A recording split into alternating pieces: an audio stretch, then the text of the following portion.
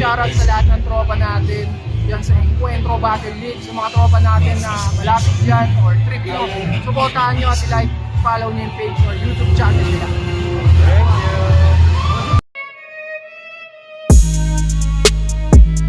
Thank you.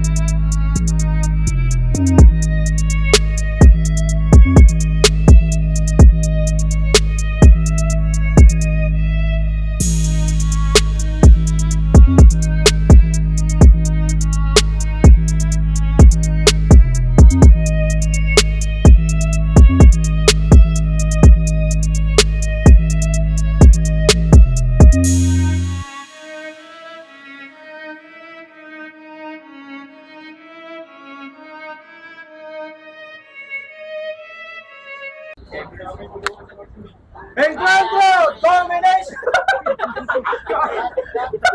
Encuentro Domination po! Dito yan sa Paris Mall Station, Tenton Village, Rizal Street, Legazpi City. Encuentro Magigay! Ulit eh. Yo, ang nga pala si Saito. Yan, nandito tayo ngayon sa huling Encuentro event ng taon. Atid sa atin ang Encuentro ng Battle League at ng Barangay Astig at siyempre sa pagkipagtulungan sa Paris Mall Station. Dito po yan located sa Tecton Village, Rizal Street, Legazpi City. And siyempre, first event din ito ng 4500 Brown Logo Sud. Palapakan natin! Unang laban ng gabi, MC ko sa kanan. Magpakilala. Yo, Spaknot nga pala sa Claveria Masbate. Shoutout nga pala sa mga tropa kong kasama ko ngayon pumunta dito. Kila Jules, kila Pakundo, kila Piolo. Happy birthday pala kay Jolo. Tsaka shoutout sa mga nasalanta ng bagyo dun sa Masbate. Sana okay lang kayo. Yan ang aming pakikisa at pagbibigay ng ano bang pwedeng itawag na dyan sa mga nasalanta po ng Bagyos Masbate. And syempre isa rin yun sa mga rason kung bakit naktaba itong event natin, and sana po okay lang kayo dyan. Pero MC mo sa kaliwa, magpakilala. Yo, check, David. Shoutout ko lang ang Encuentro of Battle League sa kay Glorelen, Labayo, John Rigor, Sinares, tsaka sa Masbate. Sana maging maayos kayo at kay God na nakapunta tayo na maayos dito. Maraming salamat. Shoutout nga pala sa lahat ng mga MG sa tumatapos na lang ng liga. Shoutout sa FRBL, sa Pulo, sa Motus, sa Raplines. Shoutout sa Liga ni Acer sa Masbate. Nanalo ng Cointos, ay hindi na pa siya ng Cointos. Piniling mauna ni David. Unang para kay David, pangyayin natin. Yo, check. Sana maseta lahat. Yo, check, yo, check. Wala nang intro-intro. Buong ngipin ni Spaknot, pustiso. May sinabi sa akin si Ding. Puta, seryoso ba yung bro? Pag nagtututbrush ka daw ng ngipin, parang naglilinis ng kuko. Ang weirdo. Mga kainuman mo, pikon daw sa'yo. Paano sa tuwing mani yung pulutan, didikdikin mo? Putang ina mo. Bungal ka daw, sabi ni amigo. Paano sobrang kadikan kakasama kay Ding para sa bato? Ngayon tignan nyo yung resulta. Yung ngipin niya di na kailangan bunutin, nahulog na lang kusa. Pero teka, pansin nyo na pustisuhan lang ang yabang. Kadabana at baba taas, labas hanggang gangs. Tas nag-choke lang to kay Shaboy kakatuter bro. Buti pa sa pustiso, nabuo mo yung 30 to. O baka sabihin na tinira ko pustiso di yung totoo ng ngipin niya, aba.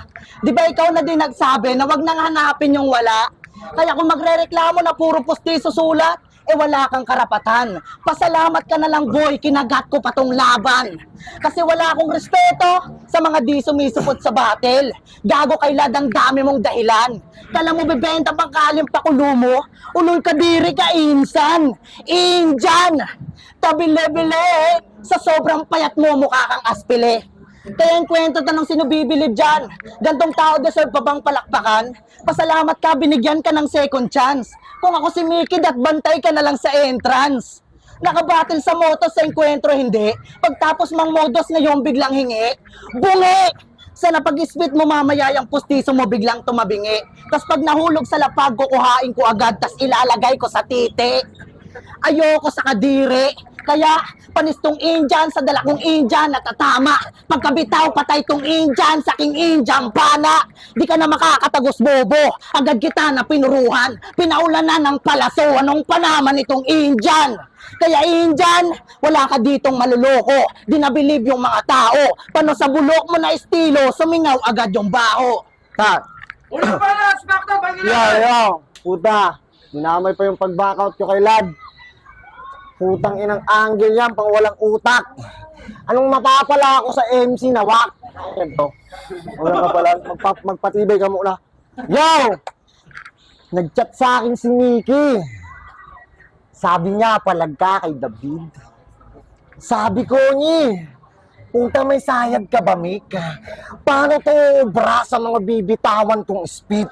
Eh wala nga tong naibuga sa nakababata kong kapatid. Di ba tinalo na tong Tech 1? Kasama pa yung Clazy. Tapos tingin mo, deserve ko yan? Are you fucking crazy? Miss Mickey D, I'm sorry. Don't you fucking blame me. Maganda ka na ng candy. Kasi babatain ko tong bataan mong masyado mong binibaby. Tangina na nakalusot lang sa MC dito, nakitaan na ng potensyal. Eh kaya lang naman to nanalo kasi yung judge nun, mga kagrupo niyang may problema sa mental. Pero kung hindi niya bistado yung hurado, panigurado, nakulong na to sa bar. Eh kaso lang ang kaso, timbrido yung usgado, kaya kung gago nakaiskapar. Tangina, kailangan mo pang magdaya para lang masabi na winner. Nakakapanggigil, magher ng killer, batong cheater, bibig niya isiper, sabay balatan ng pilir, tas pag sasaksakin ng nipper, tabda rin at tiyap-tiyapin na parang chicken, ihiwala yung liver, isabay yung finger, ilagay sa chile, tas itapon dun sa river, habang kalmadong nakatitig sa gilid, yung bilid na leader ng kriminal, literal ng maging sinner. O singer, pero hindi tungkol sa conversation yung nakapaloob sa nabuo kong minis plan. Ibang usapan yung tinutukoy pag sinabi kong tibok ng puso mo yung di magre-respond. Condolenza sa mga magulang nitong ni David, pasensya na kayo mga ma'am and sir. Masyado kasing dahil mapansin ng masa tong anak nyo, kaya ngayon na masakir.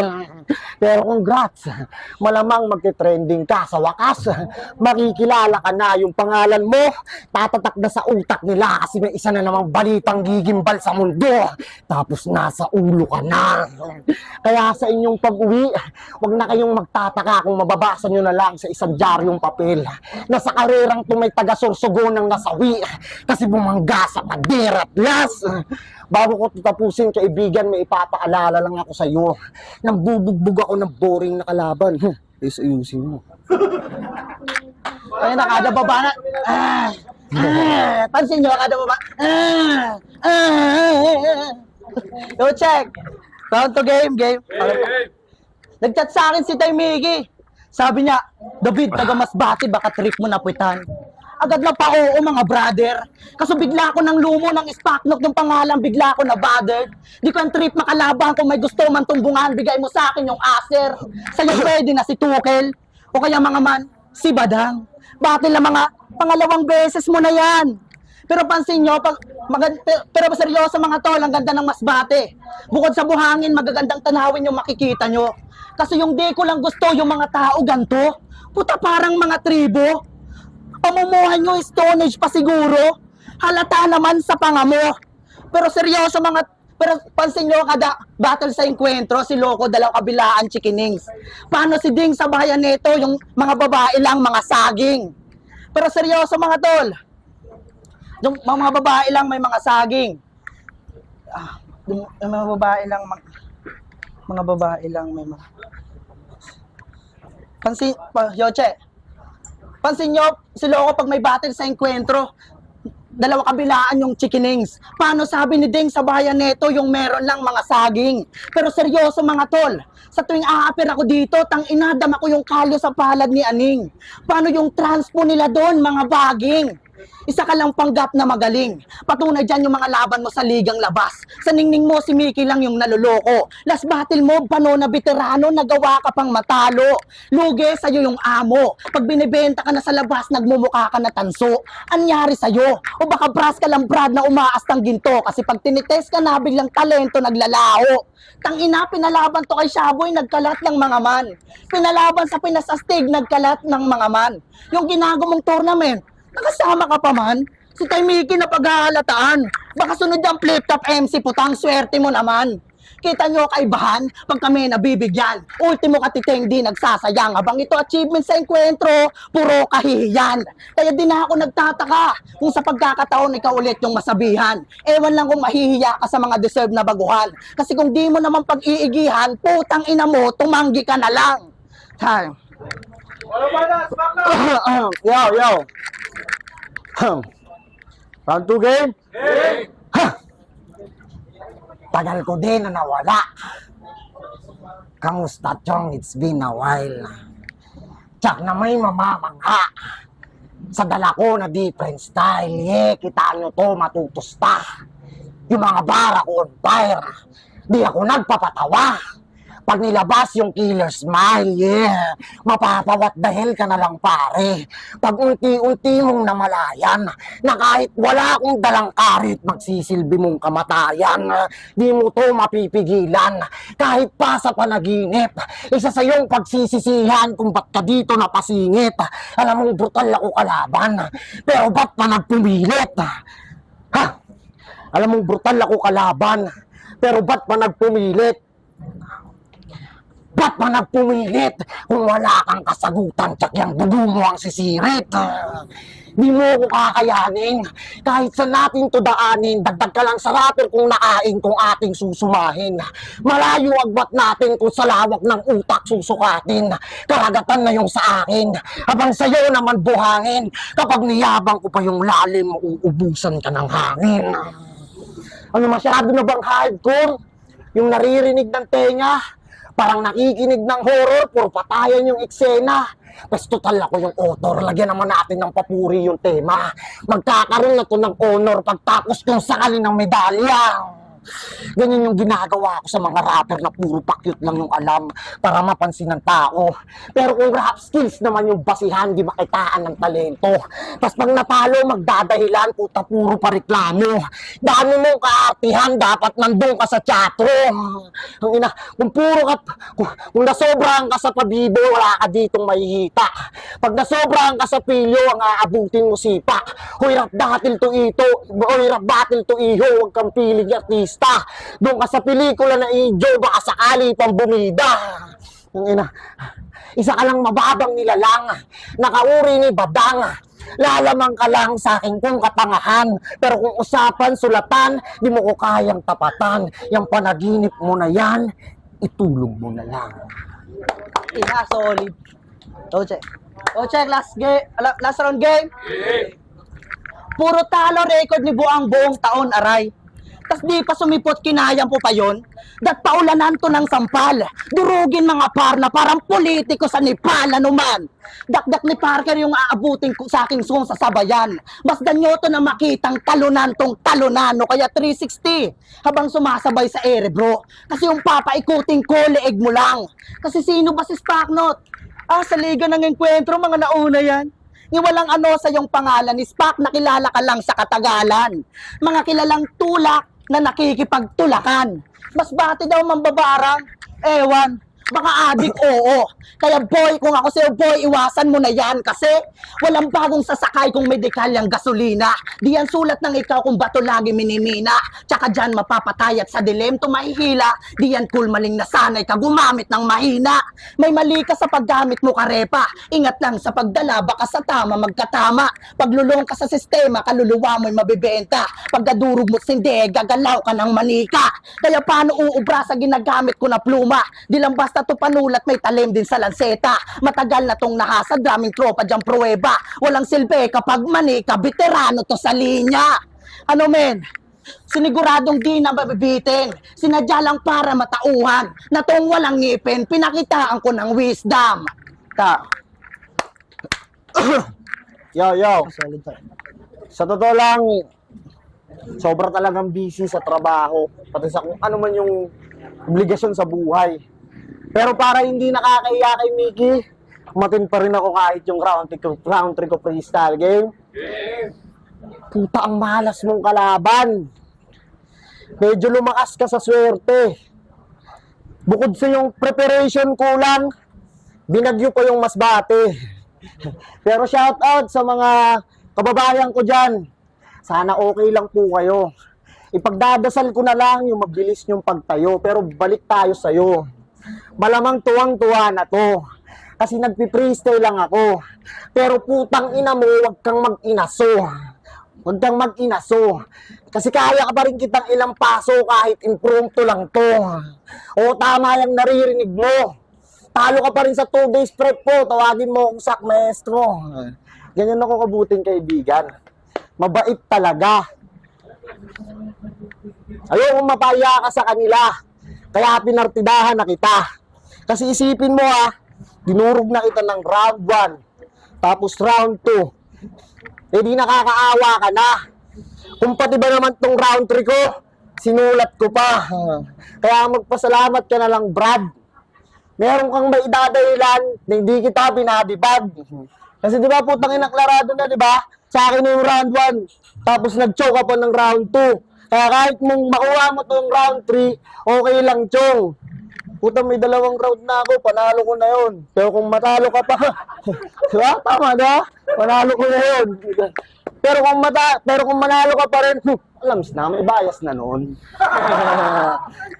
Anong may oras pa ba? Wala na. Tapusin ko na. O, tapos ka na.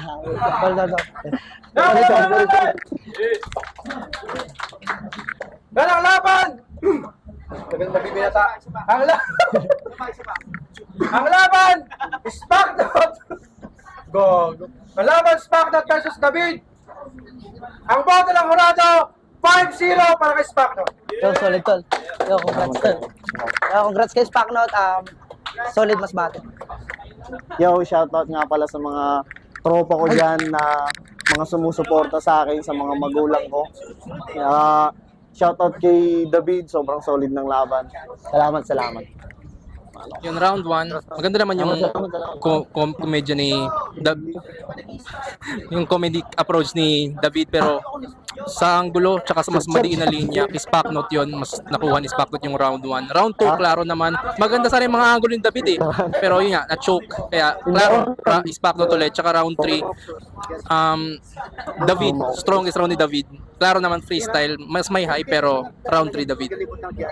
Hindi ko ako baka maano. Yo, Mista. Boto ko 2-1, Spacknot. Round 1, Spacknot. Solid yung rhyme scheme niya at yung mga punchline. Mas maraming tumamang punchline kay Spacknot. Round 2, nag-choke si David. Si Spacknot, solid pa rin round 2. At round 3, kay David, nag-freestyle si Spacknot. 2-1, Spacknot.